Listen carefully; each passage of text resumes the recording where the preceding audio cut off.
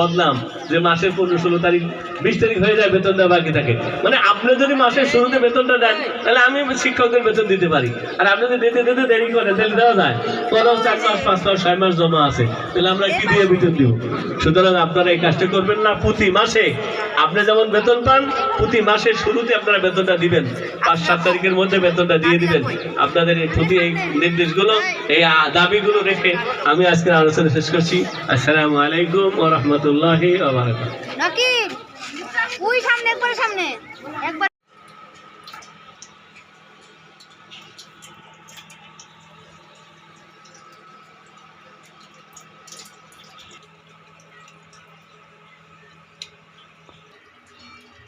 খাবার দাবারের আয়োজন করা হলো, কেমন লাগছে তোমার কাছে? খুবই ভালো, সেই স্বাদ।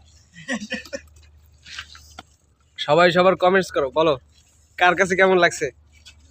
সাইফি বলো কেমন লাগছে? আমাদের রাধুনি কোথায়? ও রাধুনি সাহেব, একটু বলেন তো আজকে রান্নাটা আপনার কাছে কেমন লাগছে? আমাদের রাধুনি কিন্তু নাইম হুজুর। নাইম হুজুর বলেন।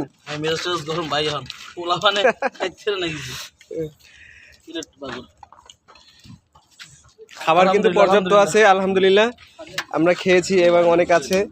এই যে ডাল ভাত, তারপর হচ্ছে এই যে শশা, অনেক খাবার দাবার আজকে আয়োজন হয়েছে। আমরা ছাত্ররা মিলে সবাই খাচ্ছি আলহামদুলিল্লাহ, অনেক সুন্দর একটা আয়োজন হয়েছে। হ্যাঁ ঠিক আছে, তোমারটা ঠিক আছে। হ্যাঁ আর বেশি করে নাও। হ্যাঁ এরকম খাওয়া দরকার। তুই খাইছো?